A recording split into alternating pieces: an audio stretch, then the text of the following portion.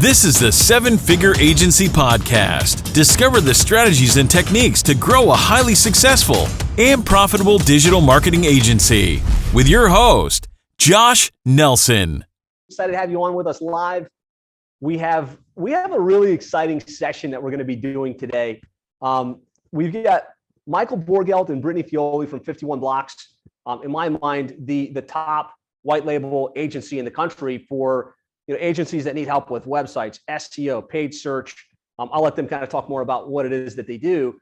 But they've grown a multiple seven-figure agency, have really dialed in client acquisition and client retention. And so they're going to be unpacking the 7 lessons, the 7 keys that they used to grow to 7 figures. So Michael and Brittany, thank you guys so much for being here. I'm really excited for today's session. Thanks for having us, Josh. Yeah, thanks for having us. Appreciate it. Excited to kind of talk and show people why I don't have any hair left from growing this agency and doing things like that and things we've learned. Just some high level tips that, I think people could take away and, make their lives a little bit easier as they're starting to do it. Excellent. Hey guys, if you're joining us live, just, unmute yourselves, turn on your webcams, give me a 1 in the comments to make sure you're hearing because I don't see any engagement yet. All right, Isaac is here. Excellent. Roger, Melissa. Okay, perfect. And we do like to make these interactive. So if you have questions, put it in the comments. This is going to be a very action-oriented session. You get a lot of great information and takeaways. Michael and Brittany, before we kick off, you work with a lot of the seven-figure agency members. I hear nothing but good things about the services you guys provide. Just high level, what is it that you guys do before we dive into the meat and potatoes here? Sure. Do you want me to? Okay. White label, SEO, websites, Facebook ads, organic social, PPC. We pretty much do everything. Our biggest, I'd say feature as to why people really like our agency is our client facing side. So we actually do all services, white labeled, client facing underneath your brand name. And so that's been a big help, I think, for agencies that are honestly small and big. One of our bigger partners has us managing his clients on the front end, just like some of our smallest. So I think that's the biggest help that we provide in addition to our services. I love that. I couldn't agree more. A world-class delivery, right? If you don't really like to do the building of the websites, the doing of the SEO, managing that team, managing that process, and you want to know that you've got a world-class solution, these guys are amazing. And they take it the step beyond that, because the other hard part is defending your position and why you do things a different way and actually having account managers on the front end. I don't think I know any other white label provider that does that, where you actually will be that representation of the agency so they can just focus on sales and business development. Exactly. Yeah. And we have a full management structure. So we handle client fires, pretty much everything that stresses a normal agency owner out on the fulfillment side, we take ownership of. And take care for them. So good. And Michael, you also run Bionic WP, which is a life-saving hosting speed optimization service to really make sure that your sites, even if you don't want to white label your websites and SEO through 51 Blocks, Bionic WP, I think every agency should use because site speed is mission critical. It really impacts your rankings and it impacts your conversion rates.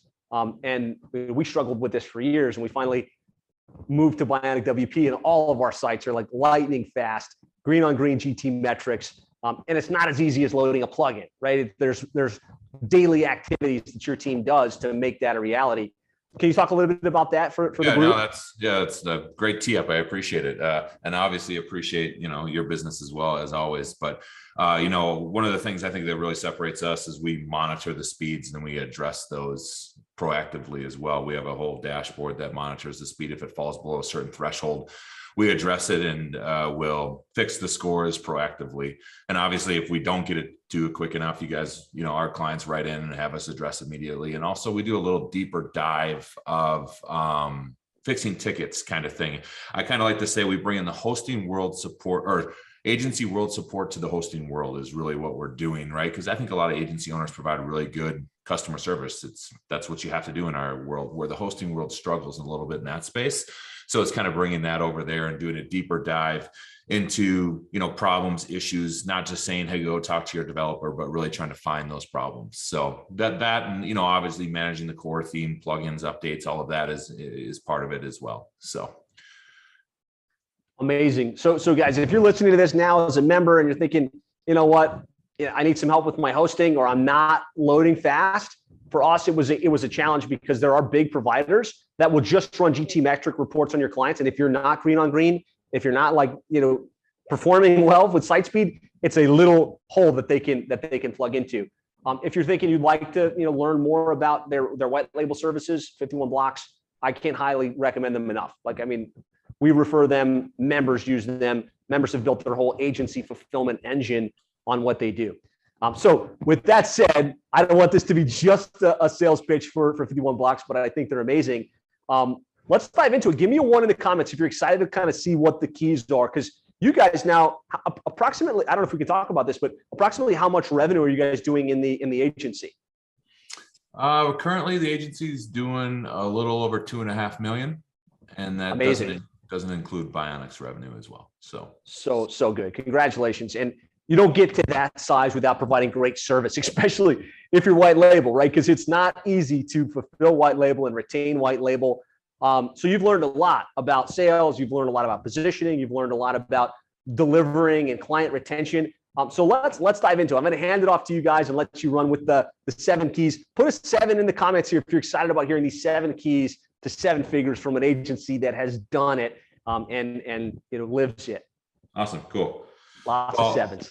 Yeah. I just hope some people can take some things. They're a little, some are soft items. Some of them are a little more actionable, but at the end of the day, it's all about what we've kind of seen as we reflected back, Brittany and I, over the journey to over 2.5 million. So cool. Josh, I'll take it from here. I know you got to jump out, so Got it. See you later. Let me share my screen here. Oh, maybe not. Brett, can you? I'm gonna turn on share screen. Great. Should be good now. Every time I click it, it says host disabled participant screen sharing. Still has that? No, now I got it. Okay. Awesome. All right, cool. All right. So as I kind of said, pretty much what happened is as we hit this number, Brittany and I, we don't do a very good job of this, but reflected kind of what we had done and the things that we've gone through to get here. And we kind of came up with this idea of, at first it was 5 tips, and then we found a couple more. So we changed it to 7. So 7 tips to the multi-7 figure is kind of what we came up with here. And I'll just kind of, bounce through these, and more than happy to answer any questions or anything like that at the end of it. But overall, I'm Michael. I've, as Josh kind of said, owned 51 Blocks ran it since 2009, all bootstrap, slow growth, right? Talk about the grind. That's what this was. I've started Bionic WP now as well. I had a stint refereeing college basketball for a while, things like that. And that was kind of where my life kind of led here to today. Brittany? Yeah, I'm Brittany. I run 51 Blocks, manage the team over there and all the processes and procedures and sales and all the things. So a lot of my experience is based solely in 51 Blocks, but I do help over at Bionic with some things there too. Cool. All right. So today's topics, my sister, I always kind of say this when I give speeches. My sister's a professor at the University of Colorado. She says, hey, tell them what you're going to tell them, and then tell them what you told them, right? That's kind of the approach you're supposed to give a speech with, right? So today we're going to talk about our 7 tips. If you just want to jump off right now, here they are, right? Automation, financials, mental roller coaster, reputation, team structure, leadership, and buy versus build. Now, if you want more in depth on that, you got to stay on for a little bit longer here. So overall, at the end of the day, we just hope you guys get value from this. And that's really what my goal always kind of is when we give this stuff. So the number one thing I think is automate when possible, right? But then the key is not to over automate as well. But I think it's almost actually really hard to over automate. I think you have to get to a point where you feel comfortable using automation wherever it's possible, right? And you think of the pros and cons of automation, and those things can be like, hey, Obviously, it's less personable, right? When you use automation, that's the biggest issue you kind of run into. And then, you know, you have to identify when it's not appropriate, things like that. Brittany, why don't you dive into that a little bit? A lot of automation comes from your operations space. So looking at when it's appropriate to automate, it's usually a time when you're trying to just be more efficient and also effective with what we're trying to achieve. So one of the first things we automated at this agency was actually our client communication when we completed task work. So one of the biggest reasons we moved from ClickUp to Monday years ago was because Monday has the ability to sync any email to one particular board at our agency. So obviously having lots of white label emails out there, we're able to do it by client, and we can click a button and a nice looking email shoots right out to a client. And that was something at the time ClickUp couldn't perform. And so that was one of the very first times we automated something that felt so big. A lot of our account managers used to tell us, I feel like I'm spending all my day in my inbox, managing client emails and things like that. And so this really helped because Michael and I wanted the expectation to be update your clients when things get done. Proactive communication is what helps us not get the email, hey, where are we at? And so this was a solution to that. It was the ability to make it really efficient with the team, not have to worry that they were going to say something or miss something or do something like that we felt like we couldn't see at the time. And as we got bigger and bigger, it was a lot harder for us to look at every single email, obviously. So this was really helpful. Another place that we obviously automated was like the checkout system on our website. We got away from doing proposals and things of that nature because they slowed down our ability to close fast. And when we have white label partners on our side, they've already closed the deal. They're like antsy and ready to get the fulfillment side going. And so this was a great place for us to automate where it didn't necessarily have to take away from the conversations we needed to have. We still have those, but it took away that gap of like, let me make a proposal, then let me send it, let me wait for a signature and get it back and collect your info. It was just so much back and forth. So anytime, yeah, credit cards, anytime you have back and forth more than like, I don't know, maybe once or twice, I think it's a good time to look into how you can be more efficient through some type of an automation. And then talk about the lessons we learned from automation. Remember, we've had some rogue automations previously as well. So there is a downside. And I think Michael and I always say, like, we're good at telling you the good and the bad. You know, part of this is making sure your team understands how to use this. We've certainly had our fair share of people who have clicked the wrong button and things have gone off the rails. And so usually our partners are really understanding, and it's not something that's super extreme by any means, but it absolutely can happen. Things can break. I mean, we had an instance yesterday where Monday as a whole just kind of stopped working for a minute, and it took them like 15 minutes to get their platform up and running. And that carries a lot of our automation. So we all had to like go take a coffee break and come back. So there are definitely times when there's going to be some drawback, but I think the impact is greater than any type of setback you might have. Yeah.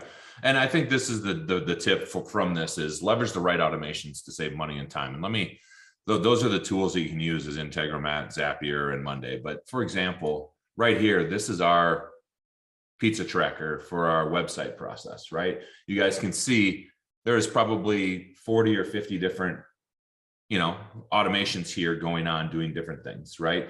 So that's when you think of optimizing a process, that's what it could look like. Now that one's a little more complicated, right? This one right here that you saw is a very simple part of our onboarding process, right? So there's different areas or different automations that can happen to help kind of just streamline the stuff. So we use Integromat all the time. I like it. It's more flexible than Zapier. Zapier is a little more user-friendly, I would say. Integromat's not as user-friendly. Sometimes you need a little bit of programming, very little, but because I'm not a programmer at all. But to get some things done, it's a little more robust in that aspect. So those are the two things that we use there. The second tip to growing seven figures, and Josh had recently had a group of guys on that talked about the numbers, and they're a fractional CFO, and I actually just hired them to try to see what they can provide and push us in the right direction. But knowing your numbers, right? I think every day I look at our numbers, just because it's so easily to look. We have it set up in such an easy way to look at, right? We have two different systems we could use. We use Barometrics, right? That syncs with Stripe or other processors to pull in your data, and it pulls in information like this: the lifetime value, the user churn, your revenue, your monthly revenue, your every metric you could even think of is in this. More metrics than I think you even need to look at, but every day we can look at it. And when we hit milestones, immediately it's almost like who can tell each other the quickest of which milestone we hit, because you know those numbers, right? And you know them off the top of your hand. The other thing we have is we have a bookkeeper that updates our QuickBooks nearly every other day, right? So I can look at those two numbers, look at where our expenses are, stuff like that. Knowing your numbers, I think, is one of the best things to help keep obviously your margins in line, but then also understand where you're going, what you focus on expands, right? So that's what Josh always says. And that I believe what he says that, and why we look at those things to analyze these things, right? Where we're at in our projections, our retention, P&L, things like that. Why we track it is, we try to hold our team accountable to certain things, certain product lines. I break out my P&L to SEO, PPC, hosting, and then websites, and then all other, right? Kind of falls into those 5 categories. So I can then do that for profit and for expenses. So we can see the profitability by service. So both of those things I think are very important. Brittany, I know I kind of belabored that one, but. All good. So I think what you should know about knowing your numbers is who to share your numbers with. As the person who runs 51 blocks, I take chunks out of each little section and I go to the team. And Michael and I will discuss with, the operations side, the people who are running the client facing end, what the churn looks like, what their goals are, what we want to hit or where we should be. And then if we start to see things falling off, we know to actually ask the questions, right? Like, what do the cancels look like and why? We try and dive like a little bit deeper into the data with the right people. Same thing on the front end with sales. We're able to talk about our monthly recurring revenue and where we're at. And a lot of times you're going to find like the sales side, they forget to think about the churn. They forget to think about cancellations and how that plays into the overall goals. And so giving them this visibility has been really helpful for us to have the right conversations with the right people who can really do something about it or make an impact. And of course, just at a very high level, it's good for Michael and I to see where the business is headed. I think this morning I had a moment, I was like, cool, it's good to know we're like on the right path. Because, months and months will go by and you have to stop and think about where are we at with even things like increasing our lifetime value or increasing, the average spend per person or whatever it is. Those are really good metrics to have a handle around so that you can know how to essentially go into each service and try and make it a little bit better. If you're having really high churn in one particular area, why is that? That's when you can go in and look at process or people and get a little better. Yeah. And I think, having that lifetime value number obviously helps you realize what you can invest in to advertising to acquire a client, stuff like that. Right. So tip number 2 for your knowing your numbers is set, map, and measure your goals weekly, quarterly, and beyond. Right. So like Brittany said, we lay this stuff out for a year and then we back it down. We say, well, hey, where do our revenues want to be? Break it down by month, and then can break it down even by week of, hey, we're ahead or below. Profit Well tells you weekly if you're above or below your goal every month. So it's another tool that you can use instead of Barometrics. Profit Well is actually free for some of the features, I believe. So, all right. So number 3, prepare for the roller coaster. And I think this is, I'm not sure if somebody's watching here, but let me admit some of these people here. Or maybe not. Oops. Brett, sorry, I don't know if I was supposed to admit those people, so I'll let you handle that. Prepare for the roller coaster, right? Is the emotional roller coaster of owning an agency at the end of the day, right? Is super a bunch of up and down daily occurrences, whether you get a cancel or an upset client, or you want a big deal or whatever. That roller coaster, if you run an agency, wears on you, right? And you got to have people that you can trust and you can talk to and work through those emotional roller coasters to help stabilize you. as well. Brittany, do you want to kind of jump on that? I feel like this was the hardest part when we were going from 1.5 to 2.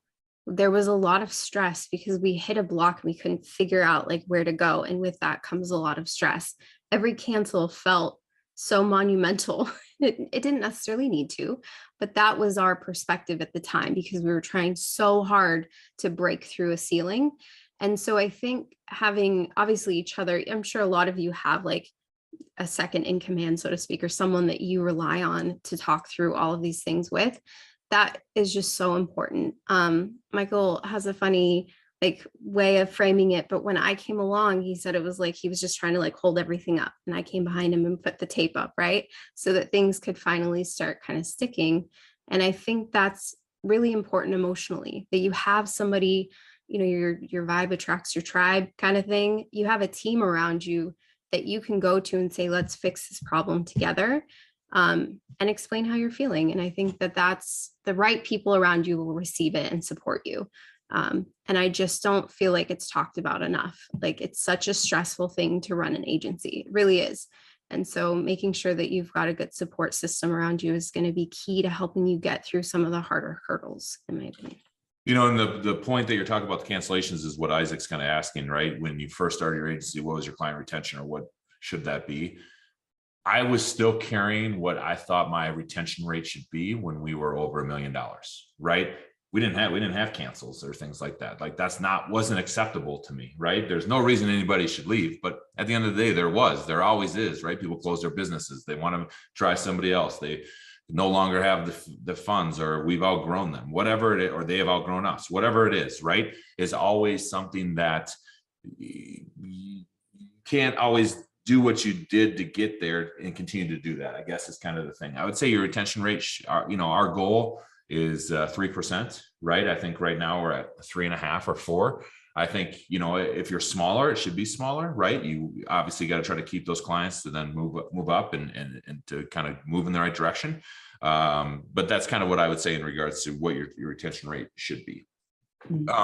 One thing I kind of like to talk about this is preparing for the roller coaster.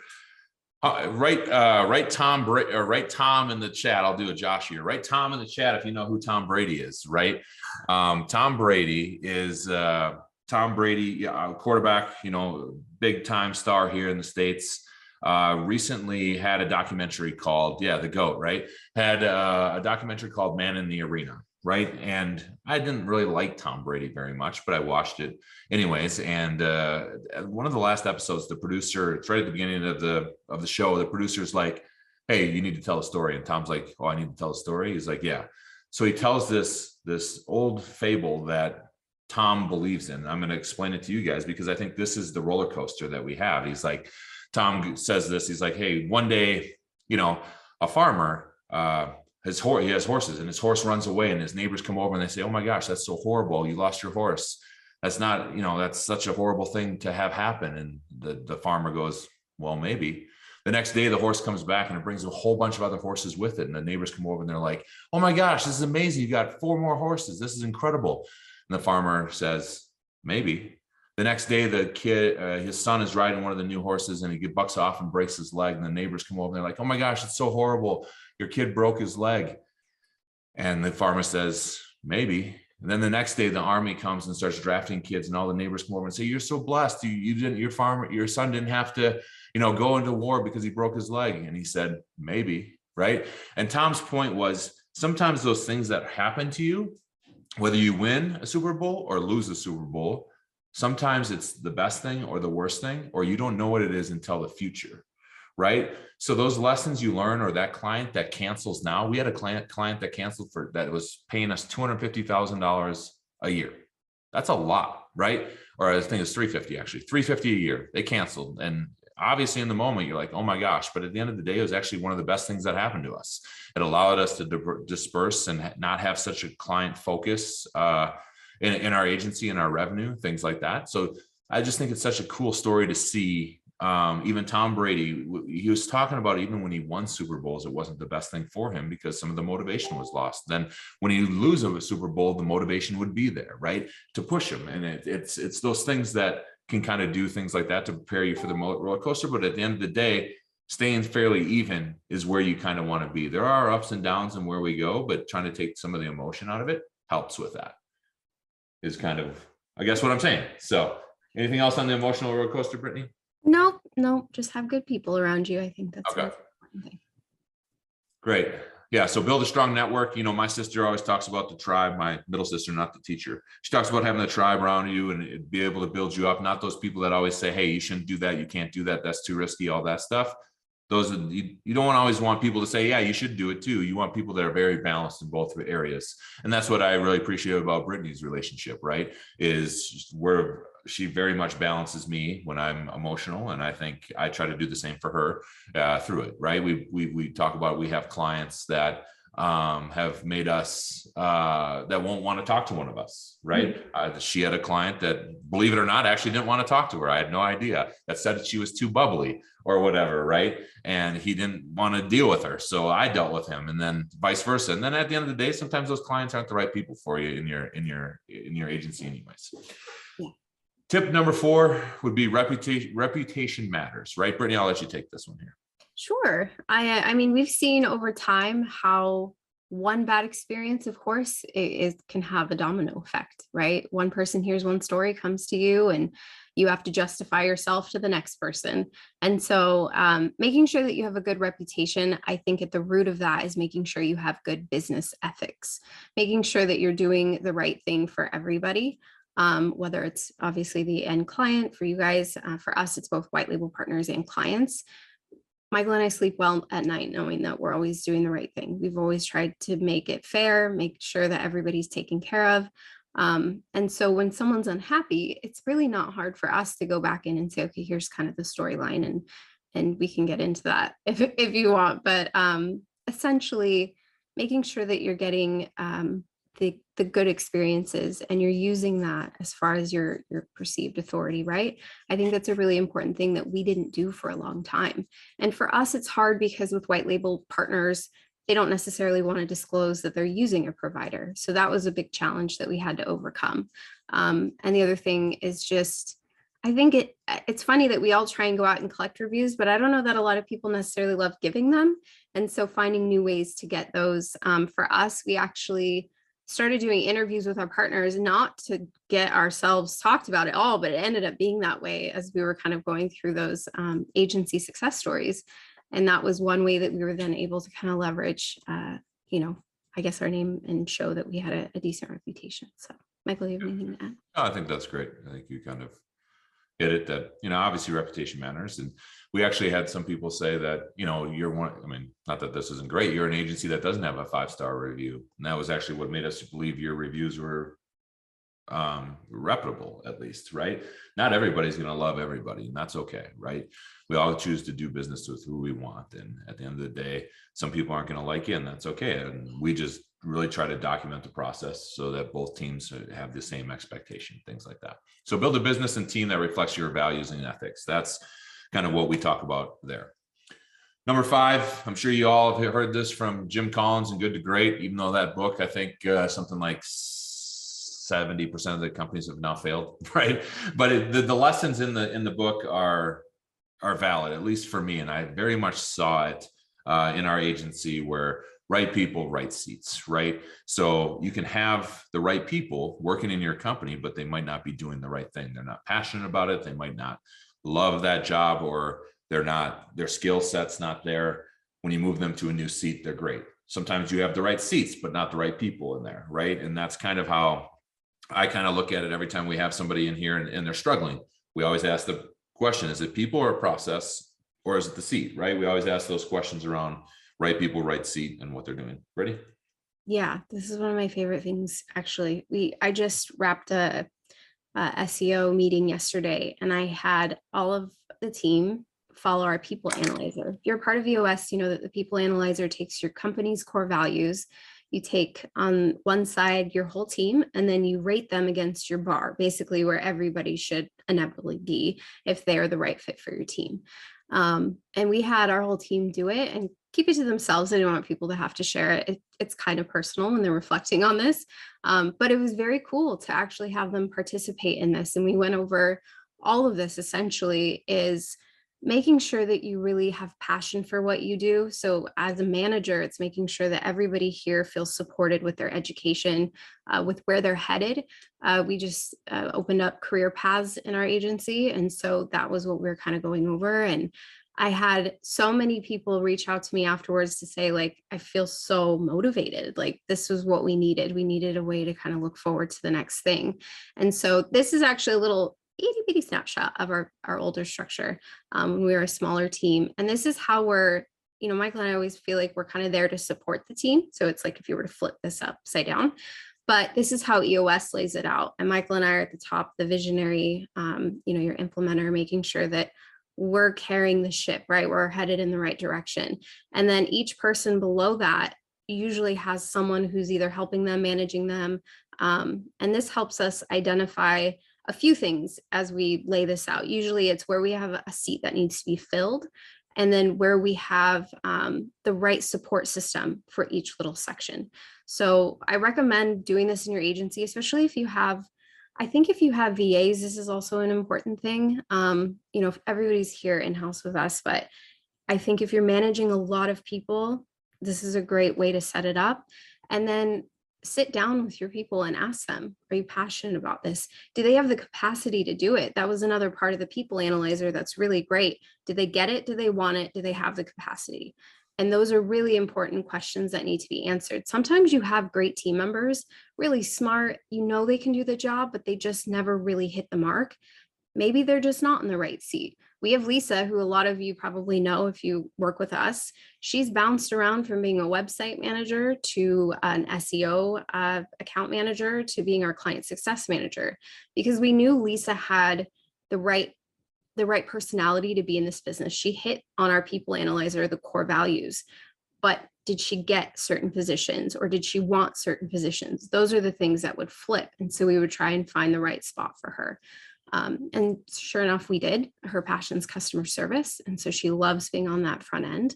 But it took a little bit of time to get her there and figure it out. But the most important thing is that you work with the right people to get there. You don't just, in my opinion, you don't just throw someone away who really does embody a lot of your core values. That's hard to find, in my opinion.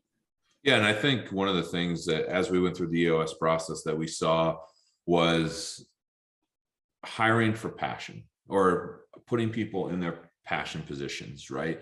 Once you do that, then, I know everyone says it's not really a job anymore, but they're significantly more passionate about the position, right?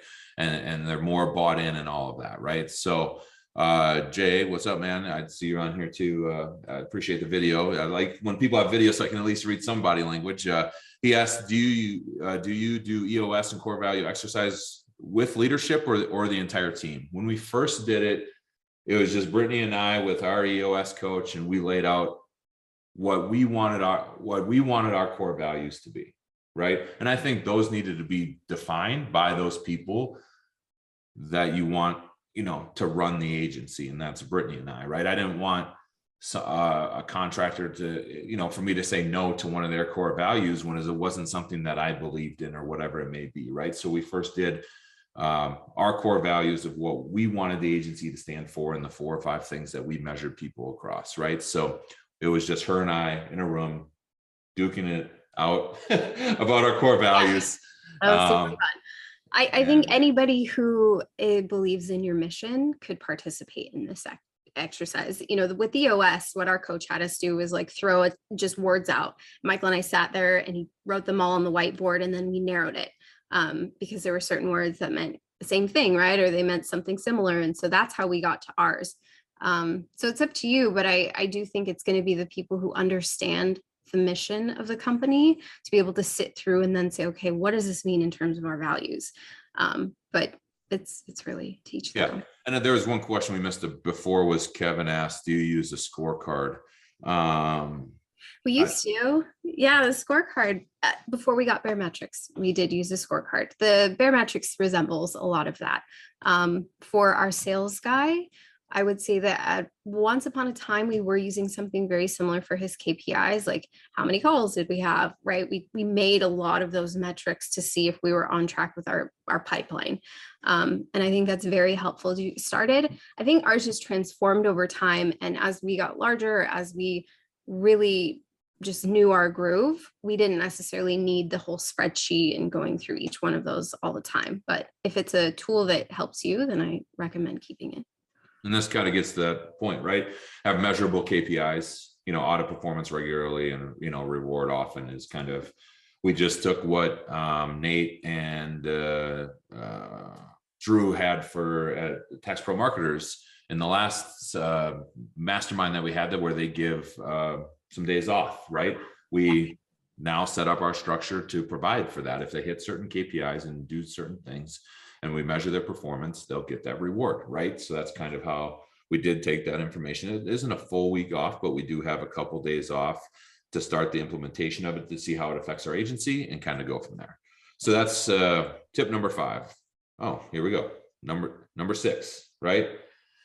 Take this one, Brittany. This is you. Yes. Having great leaders in your company is, I think, what transformed our agency. Obviously, Michael's a fantastic CEO, but sometimes CEOs aren't great people. Aren't great people. Hold on a second. You didn't need to stutter there a couple times. I think it's a special talent to manage people. It's called adult babysitting, in my opinion, sometimes. And so every so often, you're going to find that your time just does not need to be spent there. And you need somebody who really likes to train, really likes to have those conversations. It's funny because I'm a bit of an introvert and I'm not necessarily a people person, but I really love to lead. I think I have a strength there to be able to have those conversations in a thoughtful way with people who are struggling or whatever it is. But I highly recommend that you get some great leaders in your company who can take over that side of your business, because this allowed Michael to focus on what he really needed to do, and not be in the weeds and in the mix of all the issues, right? If you're a CEO and you're still looking in your clients' campaigns, I would probably ask you why, because your attention should probably be focused where you need to scale and where you need to, again, drive the ship, and get someone who can do that for you. That was something that I think really changed 51 Blocks, was to have me step in and handle a lot of those issues. So and I think stepping in and then me finally stepping away, right? That took a long time, right? For me to step away and to trust in that space, right? So I know it's not easy as the owner, right? And nobody's going to do it the way that exactly how you think it should be done, but that doesn't mean that that's the only way it can be done, right? And if you have somebody that you can somewhat train, but they can put their spin on it as well, and that's what Brittany's kind of done for the passionate leadership that we have. And then, the check-ins with the team, making sure how they're feeling, things like that. We have, a weekly support meeting with the Bionic team every week, checking in on things. Sometimes we talk about more serious issues. Hey, this is how we need to address tickets, do things like this. Sometimes, I think the last meeting we were like, hey, if you could be any superhero, what would you be, right? Having more things like that to kind of to do that stuff. So get to know your team beyond their skill set and support their passions is really, we used to have somebody that worked with us that was super passionate about music. So anytime we got a music client, he worked on them, right? And knowing those types of things helps in that space. So number 7, buy versus build, right? So this one came kind of late when we were building this presentation. I was on a mastermind call. 2 people were leading it, one guy from MIT and a lady from Stanford, so much smarter people than me. And they were, the lady one day just very blatantly came out and said, hey, it's buy versus build. You buy the things that are not your unique position, right? So whatever you're uniquely good at, that's what you need to build, right? Everything else you should buy. And that was her. And for me, it really opened my eyes to how I think it should be done, right? So like for hosting, I don't own physical hardware because that's not our unique thing, is this piece of, a hard drive, SSD hard drive, or whatever it may be. It's our customer support and our way to address the speed on the sites. That's what we want to build, or the platform to build the hosting around Google servers or AWS servers or whatever it may be, right? I didn't go out and build the servers themselves, right? And we get that question sometimes, and I'm like, nope, That's not what we're great at. We're great at this, right? And I think it really gives you clarity on what you should do in regards to where you should spend your time and how you should grow things and focus on things, right? So things we bought, like in the SEO world, a keyword ranking tool. I spent $80,000 one year trying to build my own keyword ranking tool. Don't know why I did it, just because I thought I could do it for cheaper and have a better solution. Didn't work out. It's actually something that's really hard to do, is to build that tool, right? So we buy that, right? Bookkeeping support. Could I do the bookkeeping? Probably, right? But I'd rather not have my time spent there. So we buy that, right? Whether that's, our project management tool, could we use Excel or different things? Yes, but is it as robust and provide as good a value to our clients? No, right? Video ads, those types of things. What we built, our own white label reporting dashboard, our hosting solution platform, right? We have actually a really cool internal content ordering system that's all run on bidding for our writers to come in on bid stuff. When a piece of content gets released, it's set at a lower price, and after 1 or 2 days it increases in price, and we'll pay them more if nobody wants to claim it. And we produce 300, 400, 500 articles a month in our agency currently, and this is how we are able to do that, by having this system that with these writers in there, things like that. But we built that because we were spending significant amount of money there, and I was like, our content is important. We want to be able to produce this, and we want to be able to own it, right? And that's kind of what we did. So I think, define what you really want to do and learn how to do it really well. And that's kind of what our tip was on the buy versus build. Brittany, do you have anything you want to add on that? Sure. Don't get trapped in AppSumo too long with buying. It's, you got to look at, again, what do you really want to be known for? Obviously, for 51 Blocks, it was fulfillment, great quality fulfillment, great customer service, our people. That's why we have our team in-house. That's why we train them all by hand, because we want to make sure that we're producing the best experience possible that a client and a white label partner can get. But yeah, I think it's such an important point. We've tried to even build like our own internal way to manage clients. Like we called it the admin, but it was this tool that basically would house all of our important information. It was before, I think we were in Monday. And I remember going through all the QA and all the things, and then we inevitably just scrapped it like a year later and used, what we have now. But you look back and you're like, wow, I spent a lot of time there. Probably didn't need to, but you take your hits as you pick certain things that you think you need to focus on at the time. I think this is just a great tip to try and be efficient and, again, effective. Efficiency and how effective you can be are really important. Yeah. So like we've gone through all 7 here. You leverage right automation, you map and measure goals, you set up a strong network of support people, you build a business and team that reflects your values, provide training and measurable KPIs, and get to know your team beyond their skill sets and define what you want to do versus, what you want to learn, right?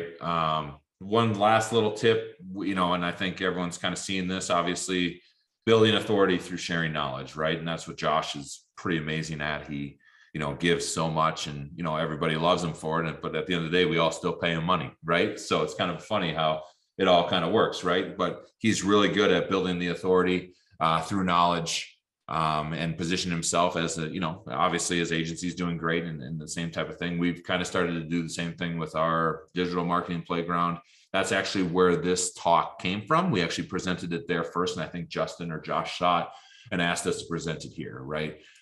So those are, you can join that Facebook group. Here's a bunch of other stuff we always kind of give away, things like that. And, more than happy to answer any questions people want to come on, or Brett, if you got other people on Facebook Live that want to answer the questions. Isaac, I know you said that was after you built a very successful agency. What about in the beginning? I think you're talking about what your client retention rate would be. I think in the beginning, the reason I said kind of what I said is I think your retention rate should be very low, less than 1%, right? Because if you're losing 1 or 2 clients, it takes you a month or 2 to get 1 or 2 clients. That's a very tough grind. So you got to be able to keep those clients and keep them engaged, show the value, all of that. And that's why I think I really struggled once we got to, 500,000 to $1 million. I was still struggling with cancels because I still had the same mindset as if I was a brand new agency. So that's something to keep in mind, I do think it's under 1% when you're smaller, but I think Alan was on this, or he's still here. Based on what he said, he hasn't lost clients in like 7 years, right? So the guy has a 0 cancellation rate. He's got really good. So it all obviously depends based on your industry, but it's kind of, I think it's much smaller when you're a smaller agency, and does grow a little bit when you're bigger. And then I think that's the struggle, right? Anytime we have a super low month and our retention rate it drops, we see a huge bump in revenue. And obviously that makes sense, right? It's so much easier to keep a client than get a new one, right? So that's kind of that. So I'll go back to slide 7. Sure. I don't know which one that one was, but the 7 tips. Right there. Cool. And I put our Facebook group in the chat if people want to grab these slides. Are in there with the same presentation. Okay. Cool. Group. Great. Okay. I see it. Yep. I appreciate that. Anything else from anybody? All right. If not, everyone have a great day. Thank you for all joining. We'll see you, I'm sure, in the December event in Miami or on Facebook World. So. Yes, we'll be there in March. All right. Oh, March. Yeah. Sir. All right. See you.